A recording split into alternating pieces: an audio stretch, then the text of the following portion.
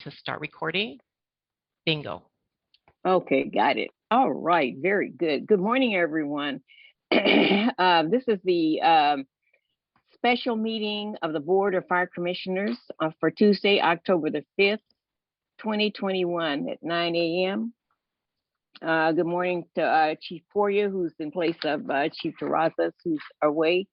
Good morning, Ms. Gomez, Ms. Nunez, Ms. Nguyen, and all of the commissioners who are here, and to all of the other staff and chiefs who are in attendance at our meeting, and any visitors who are here. We're happy to have you also. Let's see. Letitia, you want to do the roll call? Yes, ma'am. What's Gray? Here. Babcock. Hara. He requests that he unmute.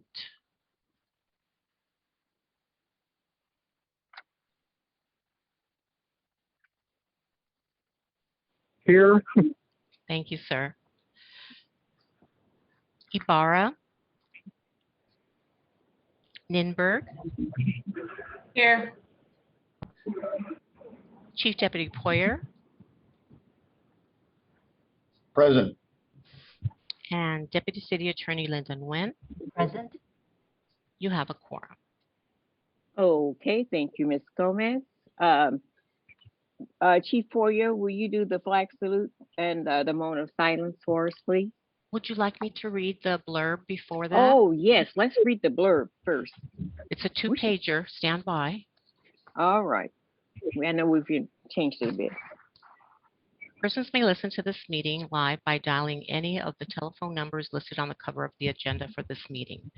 Should you dial one of these numbers, you will be able to listen to the meeting, but will not be able to give public comment during the meeting. Anyone wishing to address the Board of Fire Commissioners on any item on the agenda or to provide general public comment should call 1-669-900-9128. When you are asked for a meeting ID number, please enter 822-4190-6351, followed by the pound sign. Then press the pound sign again to continue. You will then be joined into the meeting. To alert the board that you want to give public comment, press star 9. One moment. To alert the board that you want to give public comment, press star 9. You'll be called on by board staff who may refer to you using the last 3 digits of the phone number you are calling from. When unmuted by staff, press star 6 and please state your name. As a general reminder, public comment will be limited to 1 minute per agenda item, up to 2 minutes allowed for agenda items. At the request of the speaker will be afforded an additional 1 minute for general public comment for a maximum of 3 minutes total per speaker. Time cannot be ceded to another speaker, and an individual may speak only once during the public comment period. Only those who are in the queue when the president begins the public comment section of the agenda will be allowed to speak. These instructions may also be found on the front page of the meeting agenda. Thank you. Okay, thank you very much. Now, Chief Poria, we can do the flag salute. Thank you, Madam President. Of silence. Good morning. Good morning. Good morning. I have an American flag over my shoulder here. Please place your right hand over your heart and begin. I pledge allegiance to the flag of the United States of America and to the republic for which it stands, one nation, under God, indivisible, with liberty and justice for all. Thank you. Please join us in a moment of silence in honor of past and present members of the Los Angeles Fire Department who devote their lives to protecting our community.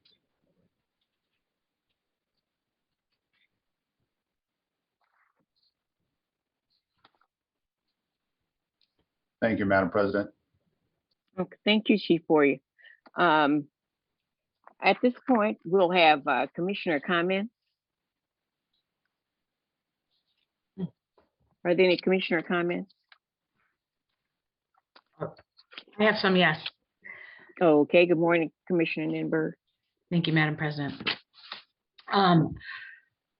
So as everybody may or may not know, I assume all of the command staff and the members know, and many of the commissioners, that we have a desperate staffing crisis on our hands.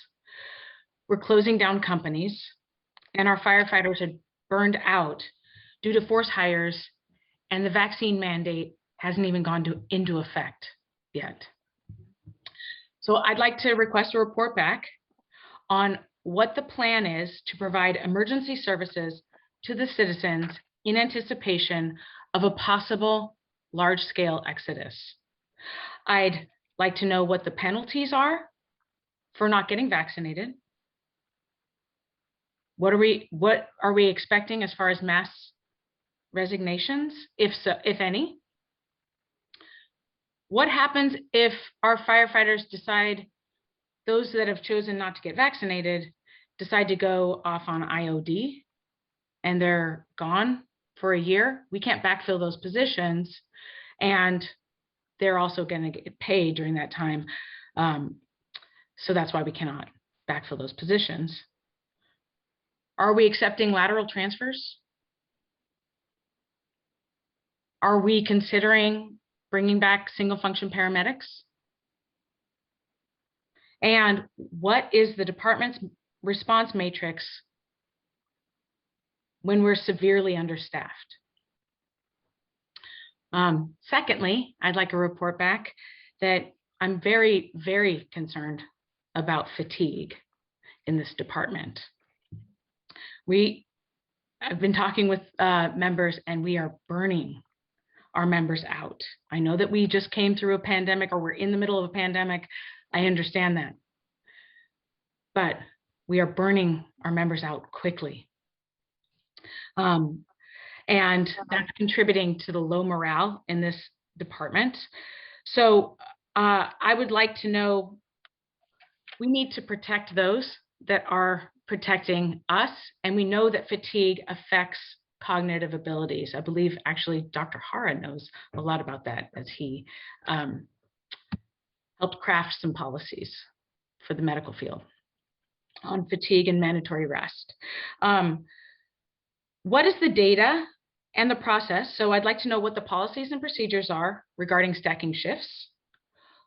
What was the data and the process used to create that policy? When was it written? And I think we should look at it and revisit it. I heard it's 5 days on, 12 hours off. I'm not sure, but I'd love to get that back. What is the mandatory rest requirement for our members? How does that compare with other departments? I believe FDNY, they either do 12-hour shifts or 8-hour shifts. I'm not sure. I don't know what their mandatory rest is, but comparable departments would be good to look at. I also know that wildland fires, they do 12 hours on cycles, 12 hours on, 12 hours off, or 24 hours on, 24 hours off. It's also informed, and I'd like to get clarification on this, that Captain Granucci had worked 18 days straight before he had made that video. So if that's correct, and that's true, he worked 432 consecutive hours on duty. Are we making sure that we're following policies? What are the consequences? Are people being held accountable? And for out-of-state firefighters, I'd like to see what their consecutive staffing looks like in comparison to our Southern California residents. And that one, the first one, obviously the plan is more urgent, so I'd like to see that at the next commission meeting. I believe that the council members had asked for that as well. For this one, yes, we need to, I know it's going to be a lot of work, so 30, 60 days would be great to get that information back as well. Let's say 30 days, and if there are any issues, we can go to 60 days. Now, at the last meeting, I had spoken to the chief about the crisis of confidence that has plagued this department and how it's harming the public. I just spoke with someone last week as well, and they said the LAFD Fire Foundation is losing donors because the public doesn't trust our firefighters, doesn't trust this department. And this crisis is only getting worse. I asked Chief Terrazas what his immediate plan was to address and remedy these issues. Not just address the anti-vax movement, which we needed to do. He sent out a portal message, but I've also been told that people are still not wearing masks in our residents' homes. But I asked him to address the racism, sexism, harassment, and abuse that have gripped this department. What was his immediate plan to hold people accountable and to begin to build back the public trust? And since that time,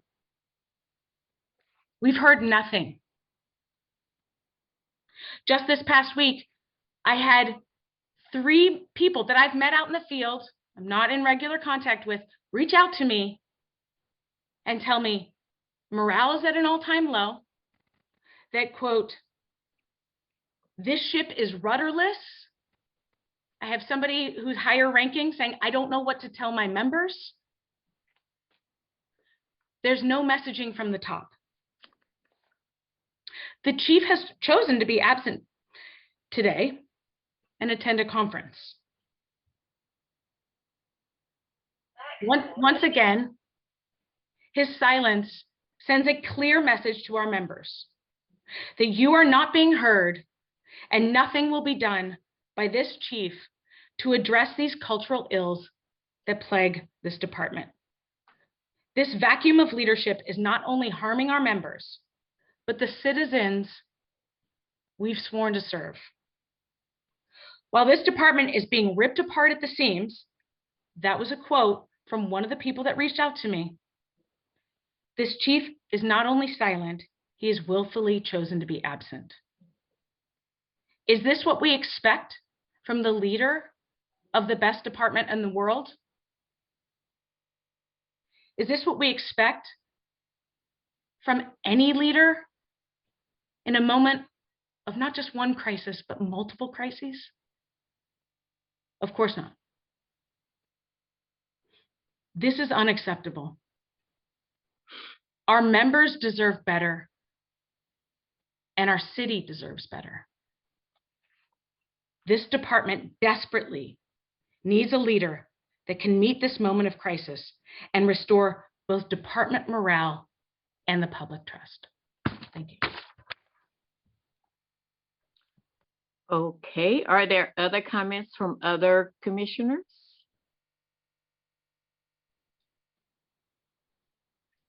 I don't know if Commissioner Harris hears us, if he has comments, and usually he might, but I don't know if he's able to get through or we're getting through to him. I've asked him to unmute in case he does have comments. Okay, very good. Hello? Oh, there he is. Okay. Can you hear me? Yes, Commissioner Harris, this is a comment. I'm not sure I can follow up. I'm not sure I can follow up the last comments. But other than all I was going to mention is that I'm looking forward to the event at the Firefighter Museum this weekend, dealing with, all of the firefighters that we lost this past year. And that was the only comment I was going to make. But obviously the comments that preceded mine were very important. Okay, are there any other commissioner comments? Yeah, I'll just make a quick comment. I agree with wanting to see the report Rebecca had mentioned about, or Commissioner Nimberg mentioned about burnout rates. From what I also understand is that overtime is a big reason why we recruit so many firefighters to this great department. So I would like to kind of see how that particularly plays out in terms of I know that other departments across the country don't always get the opportunity for firefighters to have that overtime to make more money, but agree that, you know, burnout rate would likely be contributing to some of that. But I would imagine there is some upside, not to the burnout side, but to the overtime opportunities. You know, staffing issues and which ultimately become a staffing crisis are not a good thing. But I know that LAFD has at least, you know, been working to remedy while they get these drill towers up and whatnot. So, you know, I would love to see the full gamut of everything within that and comparing and contrasting how that goes down. And then secondly, with, you know, the fire chief not being here today, I do want to say I disagree a little bit about him not being able to defend himself in that way. It's been 2 weeks since he's been here. Again, I'm new on this commission, so I know Commissioner Nimberg, Commissioner Woods-Gray, and Commissioner Hara have seen a lot more in that regard. But I will say I would like to at least, you know, I don't know what the conference is. I would imagine it's related somewhat to the fire service, or at least I would hope so. But in that same vein, you know, just the opportunity for, you know, what's going to happen next in terms of action. It seems like we have a lot of, you know, unfortunate things that are happening within the department. And I'm wondering, you know, the course of action versus constantly complaining from outside forces that things aren't happening. So if they're not happening, we obviously need to see some sort of action. So I do agree with that part of it. And was able to attend the 5K in my neighborhood last weekend for the Wilson High Cadet Academy. It was very well attended. I think they had 1,500 runners and walkers. It was sold out. People wanted to still get into the event. If you've ever been to Ascot Hills, it's not huge, so I'm sure they had to accommodate a less group, but I think with being out with the pandemic, they weren't sure how it was going to be, but it was a sold out event, which means that we likely had a strong showing there for the Wilson High School LAFD cadet program. So thank you. Oh, that's great to hear about the 5K run. Does all of the proceeds go to the fire program at the high school? That's correct. Yes.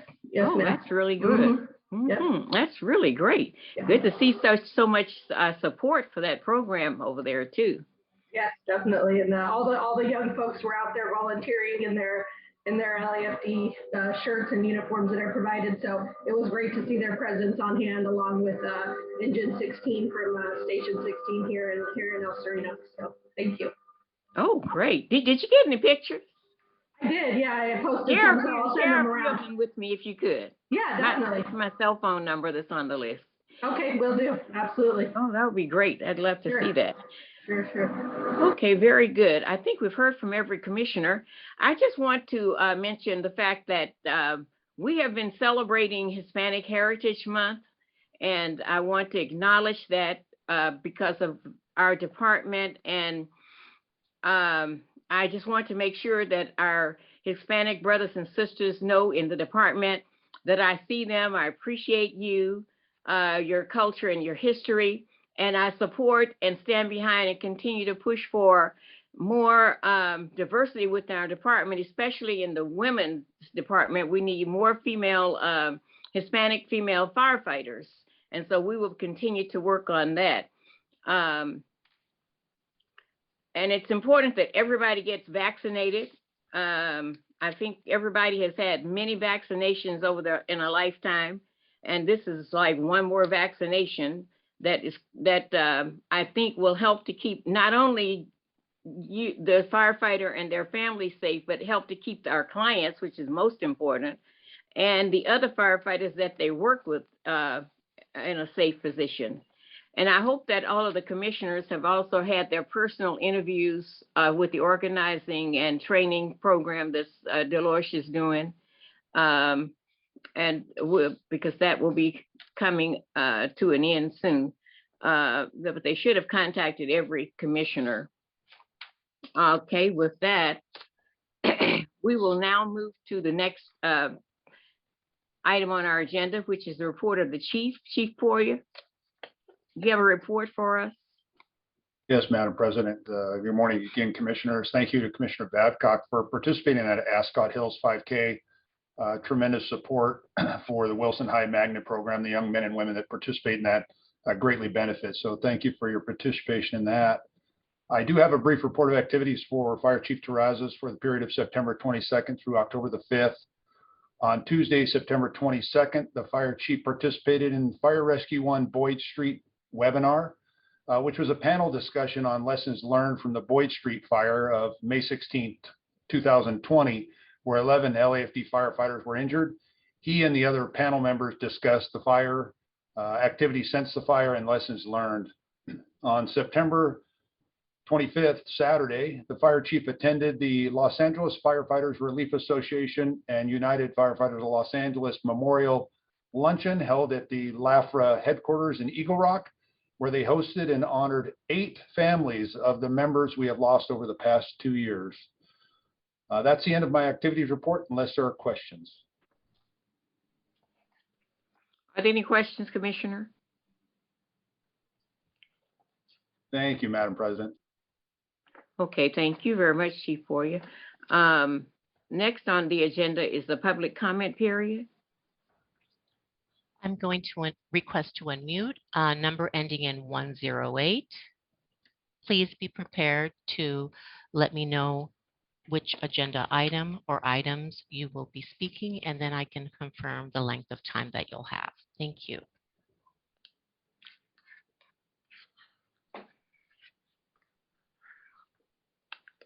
Number 108, I've requested that you unmute. Please press *6 to do so.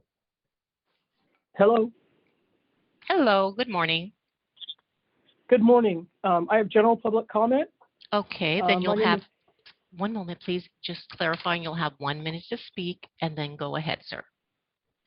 Thank you. My name is Christine Larson. I am president of Los Angeles Women in the Fire Service. I just wanted to address comments from last commission that I felt like I didn't get to say. First was, and I realize that Commissioner Ibarra is not here, but I did want to make sure that she realized that there are CTS complaints regarding women in LAFD in the CTS system, and that it needs to be changed so that we can have people held accountable and that get rid of the ability to not have confidentiality. And also to address the fact that she affirmed that women generally do not make complaints. She acknowledged that she had been harassed 3 times, but only complained 1.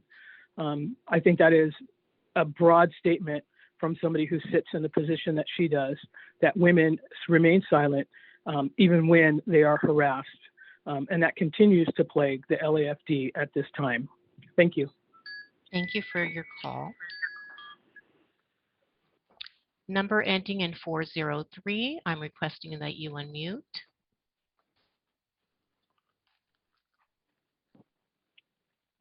Yes, all items, general public comment. Okay, so then you'll have a total of 3 minutes. All right, good. So let's start off with the chief's report. Penny would have the graciousness to tell you why Chief Terrazas can't comment on pending litigation. Because you've got your women firefighter investigation with the U.S. DOJ. You've got various lawsuits. So Chief Terrazas, he can't come to this meeting and talk about that. It's pending litigation. But you got a commission member going, he's not here. Why isn't he here? That's why he's not here. But he brought an envoy here today. Could have asked all those questions. Did you? No. The big crisis of confidence is the people that appointed this commission, Mayor Garcetti. That's the problem. Nobody has any faith in this guy. Why doesn't he resign? He wants to be an ambassador to a foreign country. He stays on the job. Why? He wants to get paid. And you guys are mad about overtime. And you got a firefighter that had the guts to go public about vaccines. They don't want to put it in the arm. It doesn't stop COVID. And number 2, its effectiveness is going down. 6 months down to 5 months. What's next? shots every 3 months, you need to build natural immunity. That's the only way you're going to ever be able to live with this thing, or you're going to be taking shots 3-4 times a year for the rest of your life. Is that what you want? That's what these firefighters know. Yeah. And you know, they should all resign en masse. All the police and the firefighters should all resign. Quit. If they're going to force these people, our most important public safety people, to take a shot against their will. They don't want it. And that's the problem. Freedom. And that's what you don't believe in. It's about choice. A woman can have an abortion and kill a child, but you can't choose to take an experimental vaccine or not. No, you have to. And then on Wednesday, without public comment, they're going to force businesses to check your papers like Nazi Germany before you can enter to get a beer or to use a bathroom. Does that sound right? If you guys want to take down Chief Terrazas, oh, Chief Terrazas is this. Chief Terrazas is a very good chief. Remember, he was the first Latino chief. Diversity. Okay, you loved him a year ago, 2 years ago. What happened? He can't do nothing about all this stuff. You got all these lawyers telling all these women firefighters, file every fucking complaint, go back and dig up every text message when you got hit on by a boyfriend, and go file and call it sexual harassment versus mere hazing allegations. Thank you for your call. Your time is up, sir. Thank you for your call.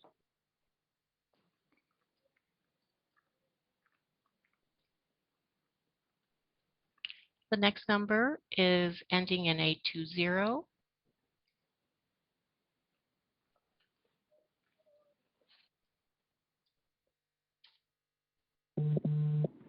Greetings.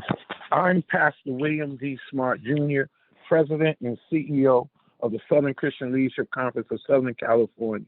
Excuse me, sir. Pardon me. I'm sorry. Yes. I just simply need to know if you're speaking on general public comment or on agenda item or items. General public comment. Very well. Thank you. You have 1 minute, please. Yes. I already introduced myself, Pastor Smart from the Southern Christian Leadership Conference. Recently, we had a town hall where we invited the Southern Christian Leadership Conference investigates discrimination and oppression. And so we had a town hall meeting to investigate a lot of what we have seen and been hearing about the treatment of women and African Americans in the fire department.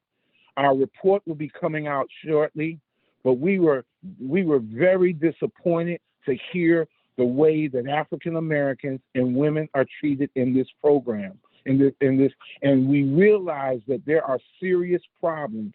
And our report will be calling on the mayor, they'll be calling on this commission, and it'll be calling on city council members to do something to make changes immediately.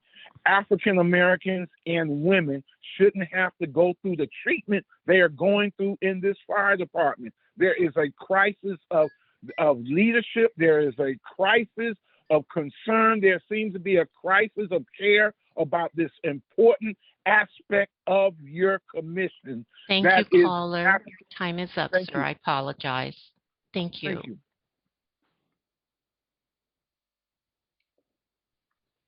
Next number, requesting to unmute, ending in 575. Please confirm if you'll be speaking on general public comment or agenda items. Thank you. Hi, yes. Can you hear me okay? Yes, thank you. Great. I would like to speak on all the items plus public comment, general public comment. Okay, you have 3 minutes. Please begin. Okay, great. My name is Michelle Fowle. I'm a resident of Northridge, 91325. I'm also the founder and chair of Northridge Indivisible and a delegate for the California State Democratic Party. I read the article that the LA Times came out with earlier this month about the sexism and racism that is running rampant in the fire department, and that is extremely disappointing. I had a different view of the fire department for years, and this needs to be called out. Women should not be afraid to speak up, and it sounds to me like a good old boys white club, and that is really, really disheartening. That needs to change, and regarding the guy previous to Pastor Smart about Nazi Germany, I mean, I guess you could say the same thing. If I can't go light a house on fire because it's my choice, like, and you're gonna make me not do that, is that like Nazi Germany? Or I have a driver's license and I have to have that to drive, So I really think that they need to get their questions answered. If they're vaccine hesitant, it is not an experiment. It has been FDA approved.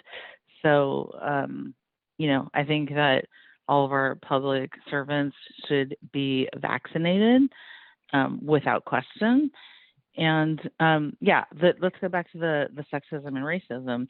Spreading feces in women's restrooms and intimidating women and African Americans.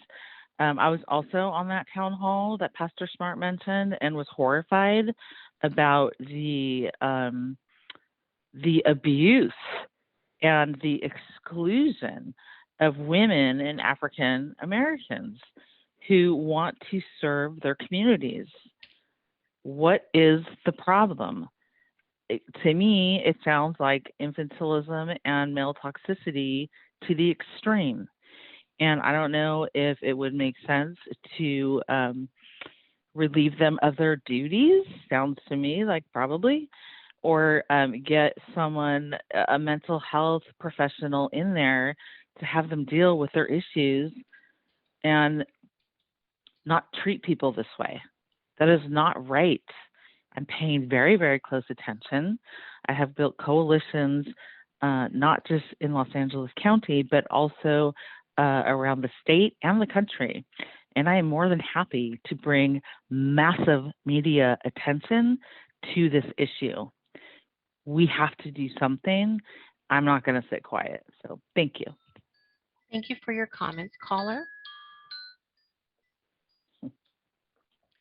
Number ending in 211, I've requested that you unmute. Please press *6 and confirm the items that you'll be speaking on. Hello. Hi, I'd like to speak. Oh, go ahead. Go ahead. I'd like to speak on the vaccine situation and also on the situation of firefighters living outside of Los Angeles and outside of California. Okay, Linda, I believe that would be general public comment, correct? Yes. Yes. Actually, the vaccine comment was mentioned in in one of the commissioners' comments. So, just in the interest of providing as much public input as possible, I think it would be fine to say that that's a separate agenda item in addition to public comment. Very well, sir. You have 2 minutes. So I'm sorry, just limited to the vaccine situation? No, you're fine. We just wanted to make sure you had sufficient time. 2 minutes, you're fine. Gotcha. My name is Tim. I've lived in Los Angeles since 1994. I've always had great respect and admiration for the firefighting community, and that respect has been shaken by the news that we seem to have so many people that are hesitant or refusing to get vaccinated. They're in the public safety business. They come into people's homes, and they are now putting those people at risk and also their cohorts at risk. And I think that anybody who is reticent or refusing to get a vaccination for whatever reason just needs to be in a different line of work, or certainly not dealing with the public in any way, shape, or form. The other thing I'm concerned about is the news that apparently there are a fair number of Los Angeles firefighters that not only don't live in Los Angeles County, but many of them seem to live out of state and commute here for, periods of time and then go home for weeks at a time. My concern is if they are not part of our community, if they don't pay taxes here in California, And in some cases, we've heard of firefighters being openly contemptuous of Californians. How can we trust them to have their hearts in the jobs? How can we trust them to really do a good job for our people? And if someone is living in Texas or Arizona or Idaho or who knows where else, they're clearly unavailable in the case of an emergency. The fact that somebody's got to go, book a plane flight and spend a day getting here makes them unavailable to do the job should they be called on at short notice. That's what I've got to say. Thank you. Thank you for your comments. Caller ending in 253. I've requested that you unmute. Good morning. Please state the agenda items that you'll be speaking to. Yes, I'll be commissioner comments and also public comment. I'm sorry, you broke out a little bit. Can you repeat? Yeah, I'll be addressing commissioner comments and also general public comment. Okay, very well. Thank you. Okay, hi. Good morning, fire commissioners, Madam President, fire commissioners, the fire chief, and everyone in attendance. My name is Robert Hawkins. I'm the vice president for the Stentorian organization. I also want to pay honor to Hispanic Heritage Month. Diversity is so huge in our department, and we encourage diversity amongst our organization. The Stentorian organization, we understand that these are very trying times in LAFD, and we're here this morning to let the fire commissioners know, to let the city know that we are engaged and striving for equality for all. We still believe in recruitment, retention, and promotion for all members of the LAFD. And I also want to talk about the culture of the fire department and a little bit about the vaccination issues that we have and the burnout and the fatigue. There's a lot of things going on in the field. And one thing that I just want to give credit to are to the firefighters that are responding and are taking up the slack. They are working extra shifts and they are fatigued. They're tired. Okay. This department needs to address the department. Our biggest asset are our members, and we need to start showing it. With the vaccination and the mandates, here's the issue. Bottom line, the citizens are number one. The citizens come first. And regardless, however time we take to figure this thing out, what we're going to do and how we're going to do it and how we're going to get buy-in and from our members to do the right thing, when we respond into these homes of the citizens, we have to ensure that every single fire department member wears a mask going into someone's home or treating the public. That's bottom line. If it was reiterated before, it needs to be reiterated every week. Thank you for your comments, sir. Your 2-minute time is up. Number ending in 603. I've requested to unmute. Please confirm the agenda items that you will be speaking to. Your mic is on. I'd like to make a general comment. 1 minute. Go ahead, sir. Okay, my name is Robert. I live in Los Angeles in the Silver Lake neighborhood. And I'm concerned about a few things, and they're not one thing more important than the other, but I'll start with vaccinations. I'm a union member, and I support unions. I'm a member of SAG-AFTRA. My union is leading in workforce safety, and I have to be vaccinated when I go to an audition, and I recently auditioned for a job where I had to be vaccinated if I got that job. I also have a side job where I work at a corporation where we are required to be vaccinated, and I don't have a problem with that. I've had 3 vaccinations. I just got my booster shot, so I don't consider this a experimental drug. I'm walking around, I'm fine, and I think that firefighters should be vaccinated for the safety of for the public. I'm also concerned about members of the force who live out of the state. I think firefighters should live in the communities that they serve. And I'm also concerned about the culture of the LA Fire Department.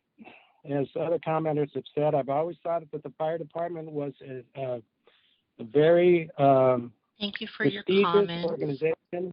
I'm sorry, your time is up, sir. All right, thank you. Thank you. I've requested to unmute number ending in 403. Please confirm the items that you would like to speak on.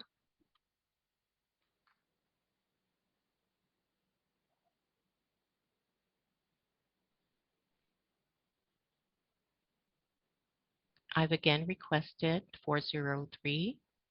If you would like to speak, your hand is raised. Please press *6, and that will unmute on your end. Oh, there you go. What items would you like to speak on, please? Oh, no, I already spoke, but I appreciate it. Got it. I'll lower your hand. Thank you. Okay. I see no other hands raised. President Woods-Gray. Okay, very good. Thank you, Ms. Gomez. Very good. The next item on our agenda is a item that City Attorney Nguyen is going to address at this time. So I'd like to recognize City Attorney Nguyen to talk about item 4. Good morning, Madam President, Commissioners, and everyone else on the line here. So since the COVID-19 related state of emergency that was declared in March 2020, the city's boards and commissions, including this Board of Fire Commissioners, have been meeting virtually to conduct their meetings so as to abide by social distancing mandates related to the pandemic.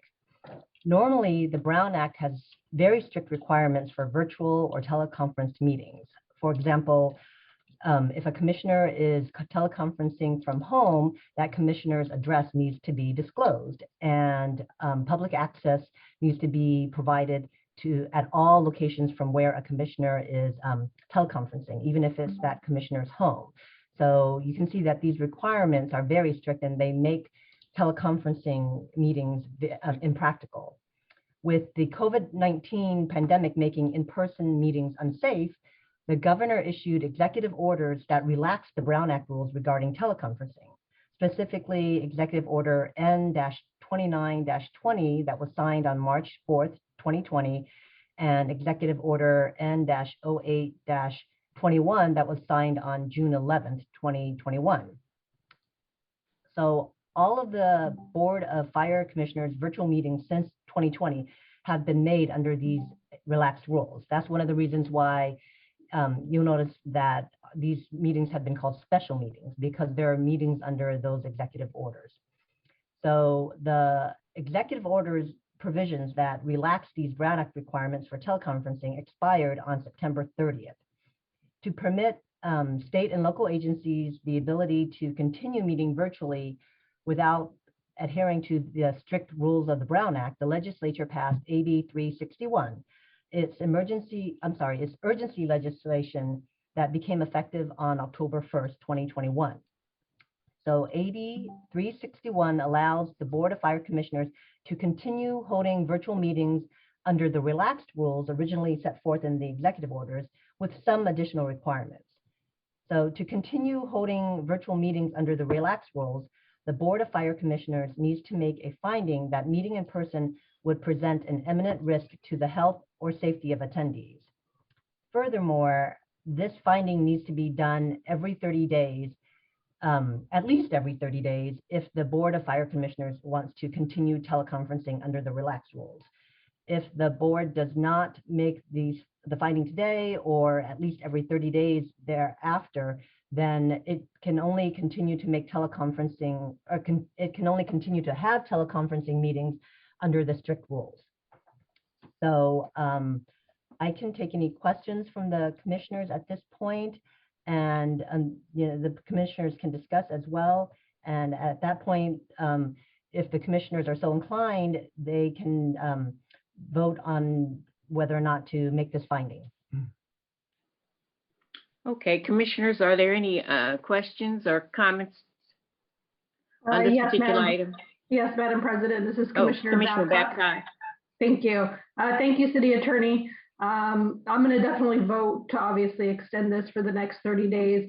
I just want to confirm that we will always have the opportunity, or that at least will be required to always have the opportunity to continue to renew this each 30 days. Is that correct, City Attorney? That's correct.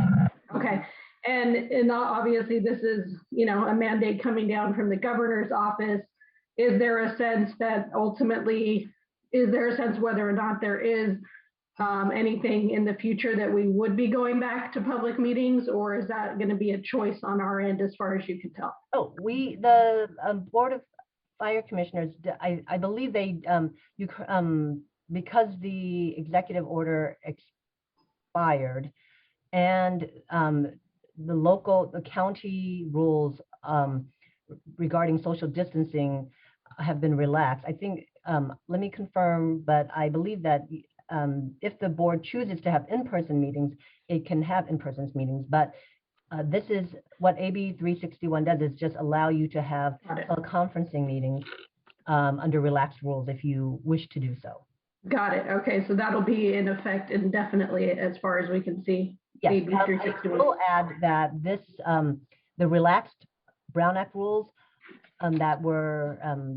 that's allowed by AB 361, that will sunset on January 1st, 2024 for local agencies. It can always be extended. We don't know what's going to happen in the future, but for now, it will. The sunset date is January 1st, 2024. Got it. Thank you. Just for me personally, obviously from an efficiency standpoint, I think for most commissioners and most people that are able, we have some 40 people on this call today. I haven't had the opportunity yet to join you all in a boardroom, so I'm not sure if that's typical of a usual meeting to have that many people, or to have more, to have less. I usually find that it's harder to hate in person. Receiving calls, and there seems to be a little bit of animosity between folks, whether it's between the commission and firefighters, the commission and chief, between commissioners.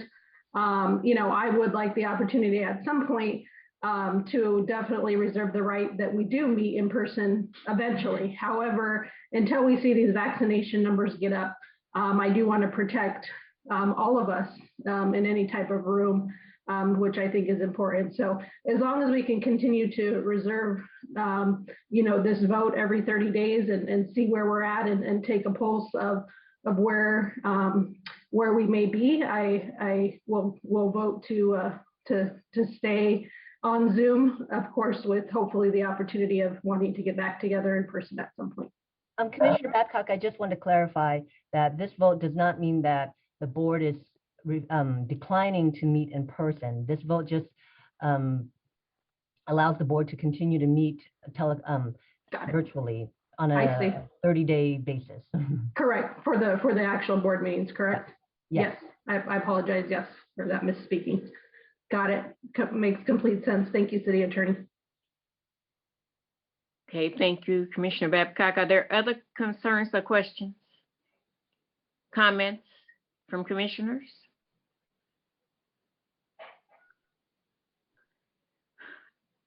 I think that this is I wish it were for longer than just every month that we had to vote. But I am happy that they did extend the opportunity for us to have special meetings virtually, because at this point, I agree with you, Commissioner Babcock, that there seems to be, we're having an issue with vaccinations, and there are a number of people. Usually there are sometimes more, up to 100 or more people in the room. I've also asked the chief, this is awful, not related, it is and it's not. I've asked him to check on the air filtration systems for the building and the room. So if and when we are returning, if they've been brought up to the CDC standards, because we want to make sure the preparation is made for us as we move toward someday meeting in person. And he said he will check that out. But I think that I'm really happy that they did this. I just wish that it had been more than that we could do it for more than 30 days at a time. But having said that, 30 days at a time, if we do it every first meeting of the month, and it'll just be like a system that we'll do. It'll be in order. City Attorney, did you mention the fact that about the reporting if there's a quorum or not, we have to show up? I couldn't. I think you're referring to whether or not you have if you can meet to make this finding, even though you don't have a quorum. So the board can't act unless it has a quorum. So if for some reason the board is scheduled to meet twice a month and 1 month there's no quorum, then the board may need to meet outside of the regularly scheduled meetings in order to make this finding if the board wants to continue to make this finding. That was what I think that's what you're referring to. And if we don't, we have to meet to determine if a quorum is present. Even if a quorum is not present, we can't just do it the way we've been doing it, that, we don't have a quorum, so therefore there won't be a meeting. The board cannot act unless there is a quorum. So it cannot adopt this finding if there's no quorum. So for any 1 month, if the board does not have a quorum for a scheduled meeting and the 30 days is about to run out, the board then should schedule an additional meeting outside of the regularly scheduled meeting just to make that the finding under AB 361. So for every other meeting, if there's not a quorum, we can still do it without coming together. We can just say there's no quorum, there won't be a meeting. I'm not sure I understand your question. So the finding needs to be made every month, and if the board does not have business or doesn't have a quorum for any one meeting, if the board should still make an effort to meet meet either at that day, even though it doesn't have business, or to find another day when there is a quorum so that it can make the necessary finding if it chooses to do so. Oh, okay. All right, very good. So having said that, are there any other comments from the commissioners? I do just want to make one more comment that I was remiss that I guess if we did ever meet in person, City Attorney, would we be allowed to have folks show their proof of vaccination before entering the boardroom? Let me get back to you about that one. Okay. Yeah, you can do research just for future considerations. Okay. Well, that's a good point. As we prepare to go back, let's get organized. That's great. I would like that as well. Yeah, that's a very good point. Okay, so if there are no other comments or questions or concerns about item 4 on the agenda, is there a motion to accept this report and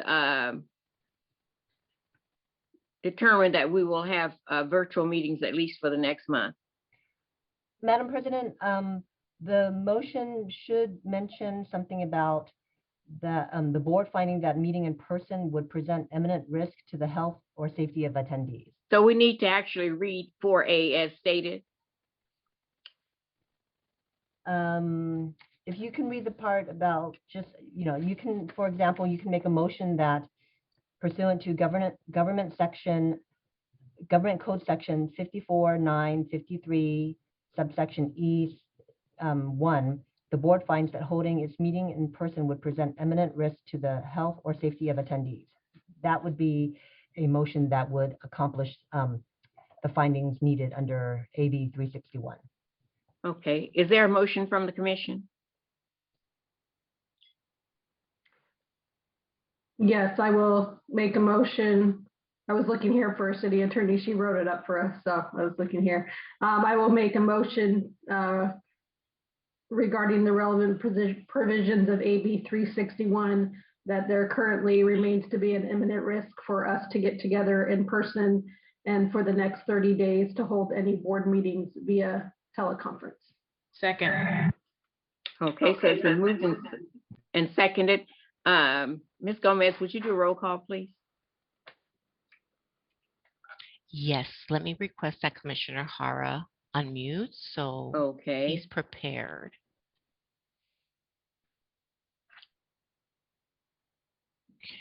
find.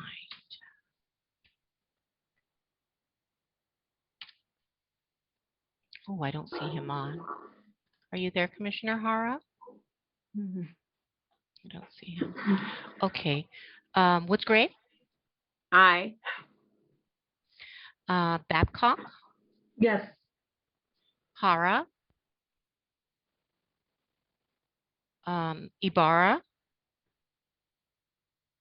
Ninberg? Yes. Okay.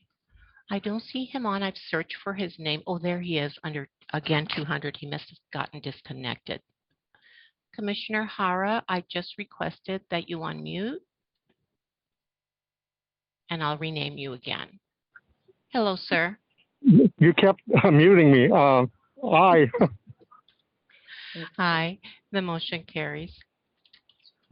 Okay, very good. Thank you very much. We'll move on to item 5, the consent agenda items. Is there a motion to accept the consent agenda items? Yes. Motion to accept the consent agenda items A and B. Second. Okay, so it's been moved and seconded to accept the consent agenda items A and B. Ms. Gomez, would you do a roll call, please? That's great. Aye. Babcock? Yes. Hara? Aye. Ibarra? Ninberg? Yes. Motion passes. Okay, very good. Now we'll move to item 6, regular agenda items. Item A. Good morning, Madam President, and to the Board of Fire Commissioners. My name is Mark Curry of the LAFD Grants Unit. I'm speaking on behalf of Chief Nelson, if that's okay. Oh, very good. For brevity's sake, items A, B, and C under item 6 are all recommending board approval for grant reimbursement to the LAFD. All of the mentioned grants in the agenda have prior approval by both the board as well as City Council, and I'm ready to answer any questions that you may have.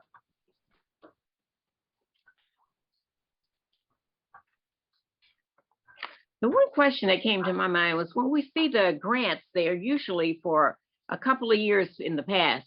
Yes, ma'am. And then we get them now. Why is that? Madam President, the grants that you're looking at have all been extended due to COVID. So we're actually working at grant years from 2018, 2019, because they've been extended forward due to the inability to train and to buy equipment and things of that nature. Oh, I see. Okay. So COVID interfered with, that's what's holding us up. Yes, ma'am. Okay, very good. Okay, very good. Are there any, so you were going to report on A, B, and C? All of the items are all similar. They're asking for board approval just so that we can get grant reimbursement back into the LAFD. And then these will be transmitted to the mayor's office for their approval. Okay, Madam City Attorney, is there, without objection from the commissioners, could we just consider A, B, and C as one? You want to consider A, B, and C as one? Do we have to vote on each one? Yes, we do. Okay, he doesn't have to report on them, but we can vote on them. Okay, very good. Are there questions from the commissioners on A, B, or C at this time?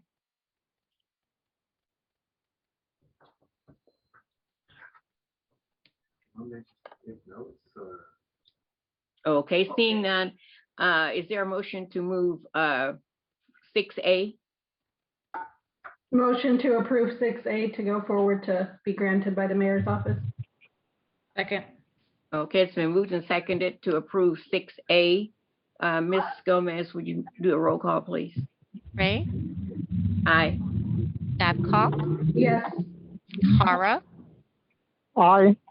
Ibarra? Ninberg? Yes. Motion carries. Very good, thank you. We're now moving to 5B. Are there any questions or concerns for the chief on 6B?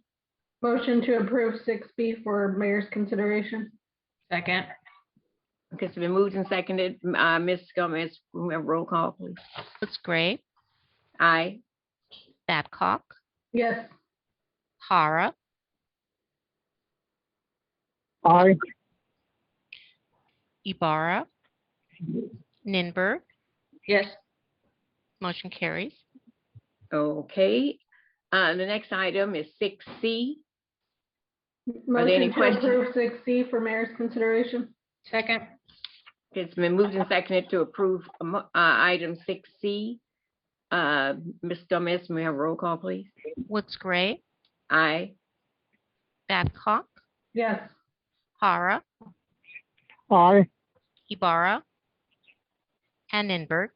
Yes. Motion carries. Very good. And our next item is 6D.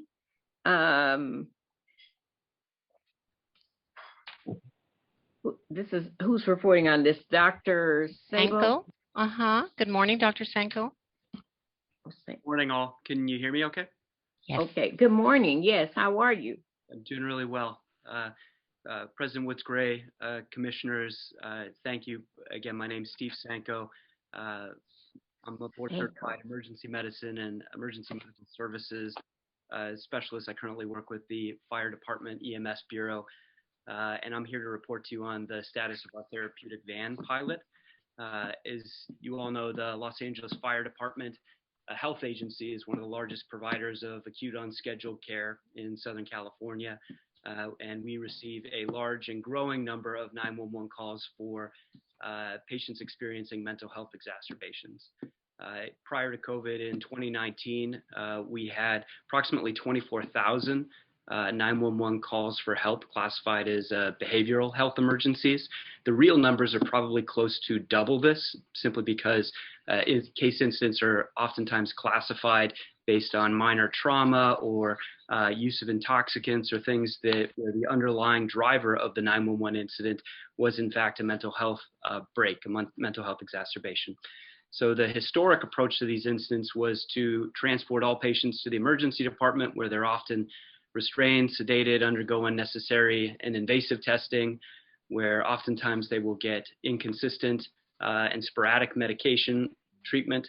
They'll be exposed to loud and a ruckus environment, obviously less than ideal to anybody who is going through a depressive moment. And they can spend 2 to 3 days in an emergency department. During my shifts in local emergency departments, sometimes up to a quarter or a third of the ED beds are filled with patients who are simply waiting to be seen by DMH PMRT teams that come to help to place them in inpatient settings. In recent years, LAFD has developed novel and successful approaches whereby both our advanced practitioners as well as paramedics with additional training can select patients for transport to alternate destinations. These approaches have decreased the elapsed time from first medical contact to seeing a mental health specialist, resulting in getting patients stabilized more quickly, decreasing the need for restraints and sedation and involuntary holds, and decreasing the need that they occupy those sparse inpatient mental health beds. So the LA County Board of Supervisors has proposed a new initiative to further assist LAFD and LAPD in navigating patients calling 911 for mental health exacerbations. And so the therapeutic van pilot, which we plan to launch in November, will dispatch Department of Mental Health personnel on vans to attend select patients with mental health needs when requested by LAFD, so as to involve providers with psychiatric training as soon as possible, which we know makes a big difference in patient outcome. They will then transport patients to the most appropriate mental health facility, such as a crisis stabilization center, or even to an inpatient mental health bed, if that's the most appropriate setting. This will be a 12-month pilot, and it will start with one team based out of Fire Station 4 downtown. In total, we will be phasing in 5 DMH teams, which will be housed at various fire stations that represent both the 5 supervisory districts, but also are conveniently located to our established crisis stabilization centers, primarily run by Exodus, but also including one that's run by DMH up on Olive View's campus. Uniquely, these vans will operate 24 hours a day, whereas our prior resources have only been active during working hours. And of course, many in our community who suffer these exacerbations, oftentimes it happens after hours, for example, between the hours of 9 p.m. and 2 a.m. And so this is a big win for the fire department to be able to bring this resource to bear to our patients suffering this, especially in the hours when it's most needed. It'll be operating 7 days a week, excluding LA County holidays. It'll be staffed by a driver funded by the city of LA, a peer support specialist, for which there is a lot of evidence showing that peers who can provide immediate counseling help to not only help patients feel more welcome, more at home, but also share and develop rapport with providers. And then lastly, a licensed psychiatric tech. Similar to our prior successful pilot projects, a checklist for medical clearance will be used by on-scene providers as well as by the psychiatric team on the therapeutic vans, so that we can ensure safety for all of our patients. For patients where LAFD 911 call takers identify no medical complaint, or where there is and where there are no scene safety issues, the call taker will be able to dispatch the therapeutic van to respond non-emergency. They would meet the patient, apply a medical clearance checklist, and navigate the patient to the most appropriate destination. Also, LAFD EMTs and paramedics on scene with a patient whose incident is primarily driven by a mental health exacerbation could also screen for an emergency condition. If none is found, apply a medical clearance checklist and summon the therapeutic van to attend and navigate the patient. I would just add also that this initiative has additional benefits. It has brought us into closer contact with LAPD. It has helped to move the encounter with mental health patients outside of a law enforcement realm and more into a both harms reduction and timely mental health care realm. We have been working collaboratively with LAPD as well as with other community stakeholders who provide assistance for patients who are contemplating suicide or who are having exacerbations of their illness. And LAFD's EMS Bureau and Mobile Integrated Healthcare Unit will be working closely and collaboratively with DMH on the training of van personnel, implementation, outcome capture, and operational troubleshooting and reporting. Our increased collaboration with Department of Mental Health will also help us to continue to move forward on our referral of patients who are high utilizers of 911, who are caught in this revolving door of emergency care, and see if we can get increased wraparound services for those individuals. So with that, I'm happy to answer any questions, and thank you for the opportunity to present this important initiative. Sounds wonderful. Now, this is a program, you came to us before you were on your way to City Council. Has this been approved now by the mayor and City Council? Have you? That's correct. This was approved on consent by City Council, I believe one to 2 weeks ago. I'd have to check on the exact date. Oh, good. Okay, very good. Now, I may have missed this somewhere. How many LAFD people will be on the van? So the present model is that we will not have any LAFD members on these vans. Oh, okay. And who's doing the hiring? All of these individuals will be hires from the Department of Mental Health. From the Department of Mental Health. Oh, okay. Okay. And the vans will run 24 hours, 7 days a week, but except for holidays? Except for LA County holidays. Yeah. So, usually the holidays, the time when people really go off. Have interesting problems. So there's no coverage for those. I certainly hope that as the years go on and the city and county realize the benefits of this truly patient-centered mobile integrated healthcare approach to meeting patients where they're at, that we'll be able to expand to more broad 365, 24-hour coverage.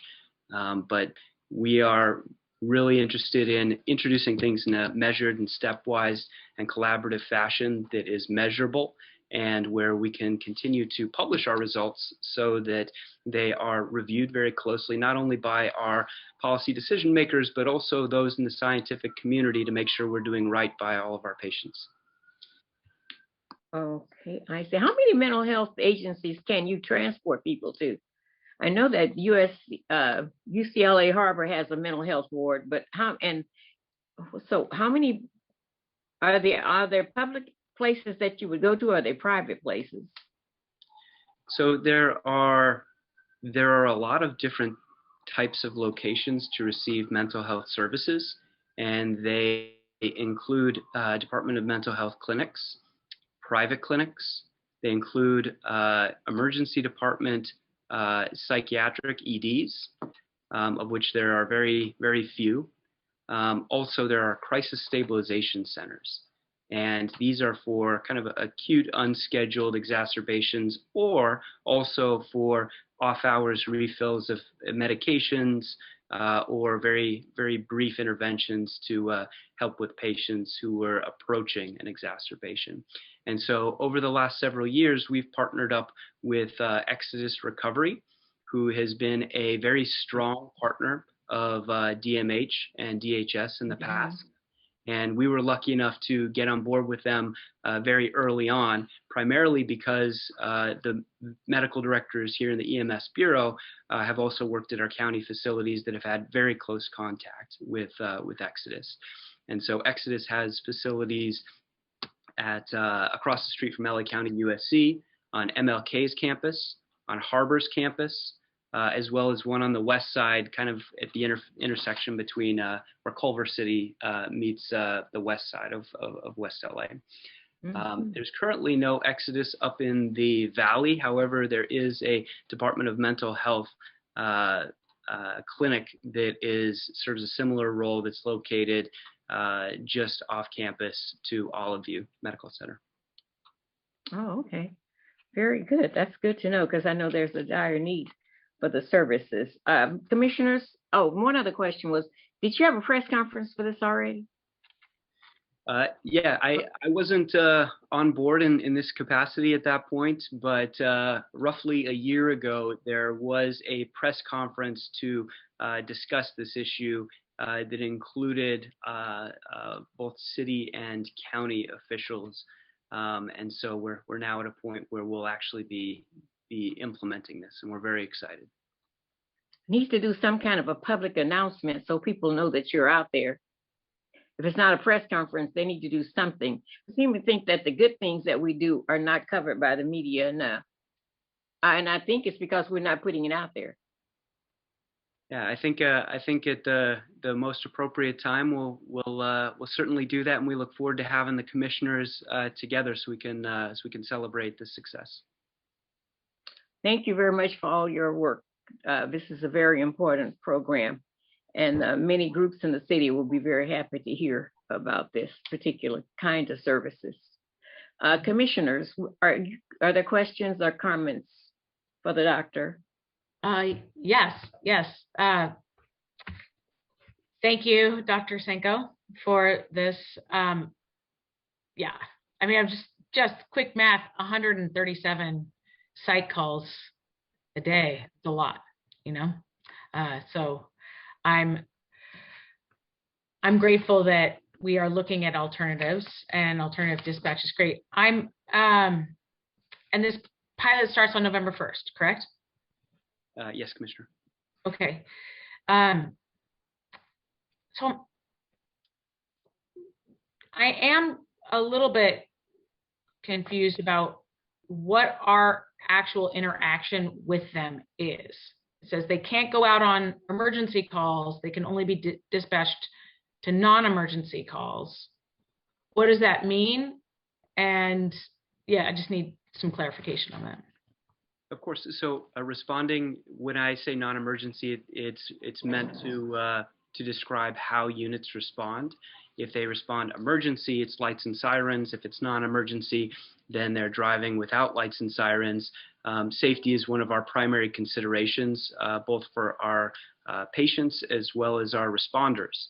And so we are working intensely with the Department of Mental Health to ensure that the team that is responding is safe. They're not using modalities of response that perhaps they're not used to, and that they're arriving with a tempo and a I guess, an arrival that is most adequate for patients who are suffering anxiety and depression. But non-emergency is simply to say that they're coming immediately, but not lights and sirens.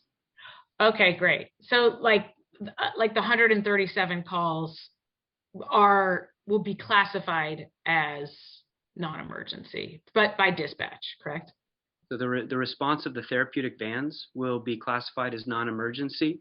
However, others on scene will of course be responding emergently, because we consider mental health exacerbations to be medical emergencies. Right, but without the lights and sirens. Yes, ma'am. Yeah, okay, great. And it says we're training our members. So what does that entail? Like, because are they, just let me know exactly. I'm just looking for answers on what that looks like. Yeah, so we have a forthcoming departmental bulletin that will be describing what the therapeutic van is, what its capabilities are, and how to request it. And when requesting it, performing an initial screen, which will examine on-scene vital signs for EMTs and paramedics who will already be with a patient, and identifying certain criteria that we know are really not falling within the wheelhouse of the therapeutic vans, where a patient having certain characteristics which would be much better served by going to an emergency department. Okay, and the telemedicine that's incorporated, that would be physicians deciding or PAs deciding? How does that integrate?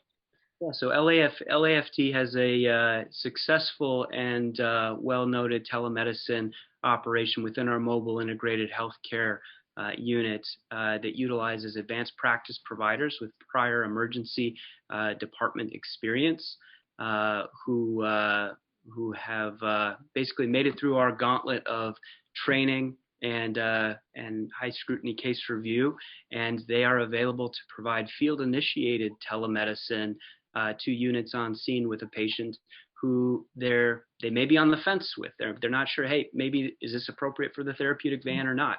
And our advanced practice providers, nurse practitioners and physician assistants, will be available during their hours of operation to help guide members on scene as to whether or not the therapeutic van is an appropriate option.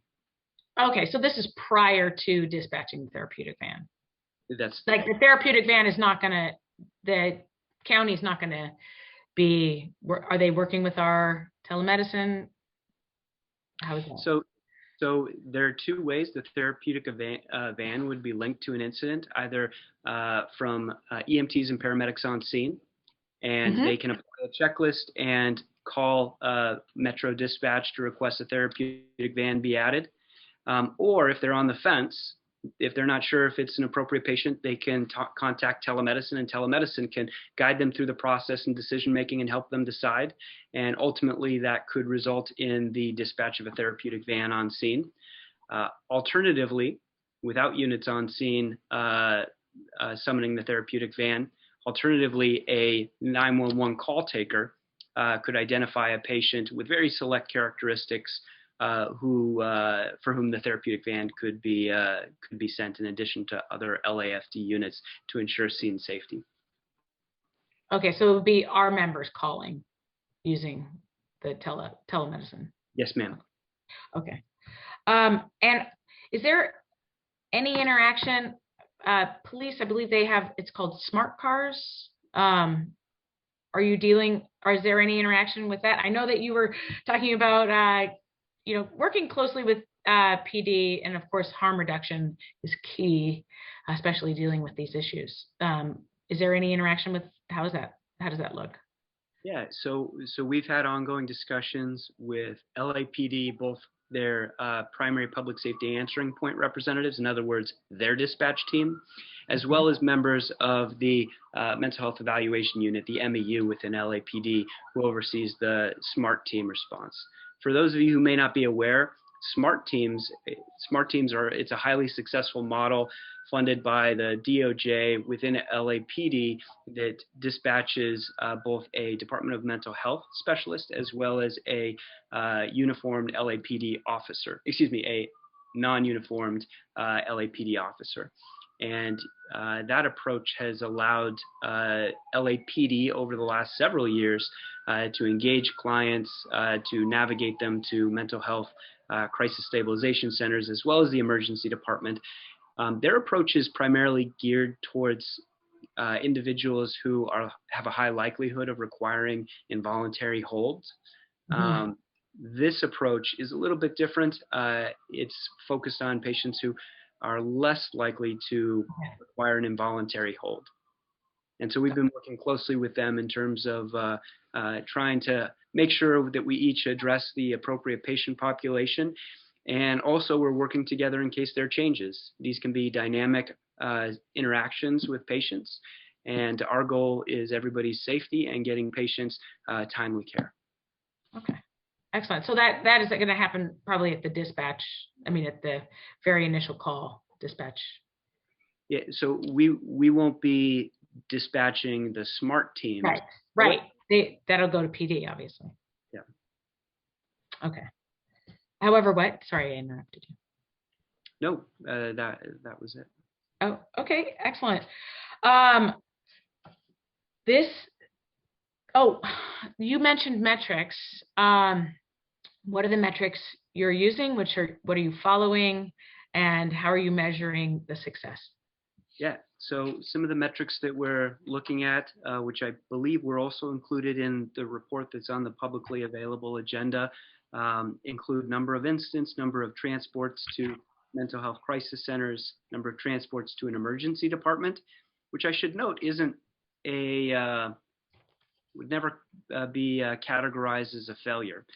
We're simply moving the triage up closer to the patient so that we can get them to the right location and get them the right care sooner. Number of incidents with patient refusals, number of non-transports due to treatment or resolution on scene, those requiring LAPD response for any reason, average number of incidents per day, days in service, response times, turnaround times. And then also I'd add that we're going to be looking very closely with PD and DD Hirsch, another stakeholder who has been, who works with LAPD, at the number of times where a triage is required. Great. In other words, occasions where somebody is sent to a suicide hotline but has to bounce back to either PD or LAFD. And so this collaborative approach, we think, is going to help us to continually hone our response framework together and kind of get down to the core questions of how we can provide the most timely and patient-centered care possible. Excellent. So this really just alleviates a lot of the work that our members are already doing, correct? There's almost, and no, it says, they have access to the stations and whatnot, but there's not a tremendous amount of interaction except for when you're calling and you need these therapeutic vans. Yeah, we believe that this is going to decrease the number of transports to the emergency department and the amount of time that our members are awaiting patient offload at busy emergency departments. And these can take minutes, but oftentimes they can take half hour, hour, or multiple hours to transfer care of these patients upon arriving, which means that by helping patients, by having patients be seen by the therapeutic van, our members will ultimately decrease their mission turnaround time and increase their availability for other time-critical emergencies in the community. Excellent. And you're reporting back to council how often? I'd have to review with Chief Everett.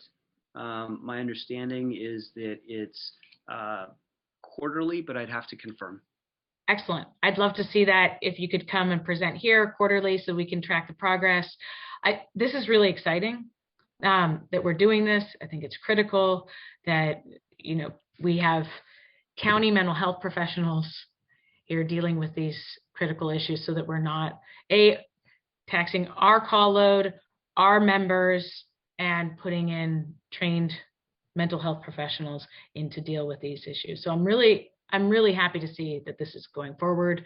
And I look forward to seeing you back here talking about it and more commissioner comments, I'm sure, but in 3 months. So thank you.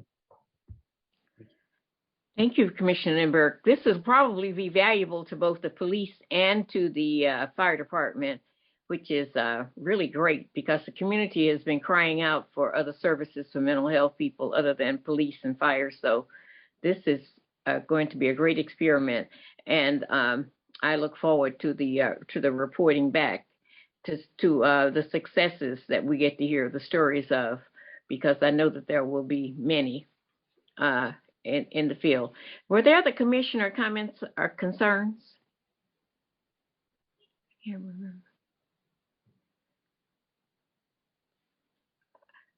remember. Doctor, do you work with the Sober Center also? We do. We've had the good fortune of being close partners with the Sobering Center and both Exodus leadership as well as Department of Health Services, Department of Health affiliates of the Sobering Center for quite some time now. And so. Okay, good. I won't go into that because it's not on the agenda, but I will check to see where it is on the schedule of reports to come back, because we haven't had a report on it for a while, and it reminded me when I saw you there. So, Dr. Sanko, thank you so much for all of your work, and we look forward to hearing from you again. And let us know where the 12 vans are going to be located. If somebody could just send us a little memo or something, an email saying that the vans are there. So if we so choose to brave it and go look to see where they are, we will know where to go look. That would be helpful. Thank you very much. If there are no more commissioner comments or concerns, is there a motion is in order at this time? No, actually. Oh, yeah. Commissioner Hara, I'm sorry. Yeah. So LAFD itself is not going to supply the manpower for the van. Is that correct? So there will be no EMTs or paramedics on the DMH. Okay.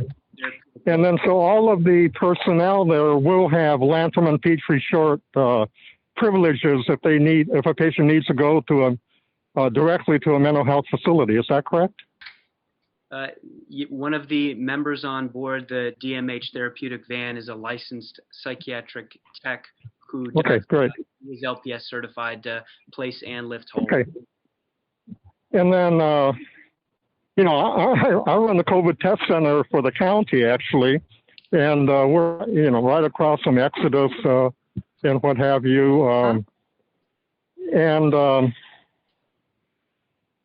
then so this is an interesting relationship between the county and the city. And it sounds like you've you've done all the heavy lifting in terms of working out the relationship, which, frequently can be an issue, city, state, or even city, county, and even state. So, to that extent, Steve, I really congratulate you on, all the work that you've done.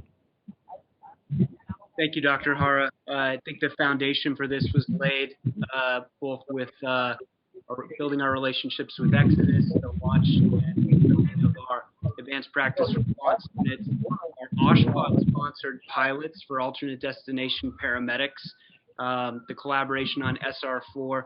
All of these were key building blocks in building what is a growing and increasingly important mobile integrated healthcare operation that is truly, I know that the fire department has received a lot of criticism recently, but it may not be widely known that LAFD is amongst the leaders in this area of meeting patients where they are and mobile integrated healthcare in the United States. And I'm happy to share with the commissioners a article that we published in the New England Journal Catalyst series, New England Journal of Medicine Catalyst series, kind of highlighting some of our successes over the years and how we were brought to bear during COVID. But our goal is to offer patient-centered care, meet patients where they are, and use other types of providers to decrease health equity, decrease time to definitive care, and ultimately make our system more efficient. And then I know you mentioned share that article. You mentioned Dee Dee Hirsch. What about Kedron? How heavily are they involved? So to my knowledge, and I'd love to talk more with you offline about this. I believe Kedron only offers inpatient services. Dee Dee Hirsch is a key partner because they offer telephonic support. They operate the suicide hotline. So if you're ever crossing a railway and you see the number that's Dee Dee Hirsch's number, and they're also slated to take over what will be an additional emergency helpline starting next year, which is 988 for mental health exacerbation. Okay, I mean, we can speak offline because Captioned, besides being a mental health hospital, it has a very active clinic and even a primary care clinic because it is a federally qualified health center, and so once again we can talk about this offline. I welcome that. Thank you. And do make sure we get the article that you published, because this department we realize is very good with innovations, and I would like to see the article. That's great. Are there any other comments from any other commissioners? Okay, hearing no one, a motion is in order to receive and file the recommendations for item 6D. So moved. So moved. Here's what I found. Is there a second? Second. Okay, so it's been moved and seconded to receive and file Article 6, item 6D. Ms. Gomez, may we have a roll call, please? Woods Gray? Aye. Babcock? Yes. Hara? Aye. Ibarra? And Ninberg? Yes. Motion carries. Okay, thank you very much. That brings us to the end of our agenda. I want to again thank the women in fire service who presented at our last meeting. And I want to make sure that the other constituency groups know that we are waiting with bated breath to hear their reports to our commission so that we can begin working with you in whichever way you deem necessary. But we look forward to getting to know the other constituency groups also. And with that said, if there are no more comments from the commissioners, I would like to have a motion to adjourn, please. Motion to adjourn. Second. Okay, Ms. Gomez, do we need to have a roll call? Sure. City Attorney Nguyen, do we have to have a roll call on that adjournment motion? Technically, we're supposed to have a roll call on every vote, so. Okay, all right. So Ms. Gomez, roll call, please. Woods Gray? Aye. Babcock? Yes. Hara? Aye. Thank you, sir. Ibarra? And Ninberg? Yes. Motion carries. Thank you very much. And thank you, commissioners, for your time and all your service. And thank you, Commissioner Babcock, for your attendance at the 5K run. Yes, and hopefully next year we can all be there. Oh, maybe next year we could all be there. Yes, I can be there. I don't know if I'll be running, but I can be That's all there. good. Next year we hope will be a very different year. And you just remind us we'll be there. Thank you. Okay, thank you, everybody. Thanks, everybody. Have a great week. Thank you. Bye-bye. Bye.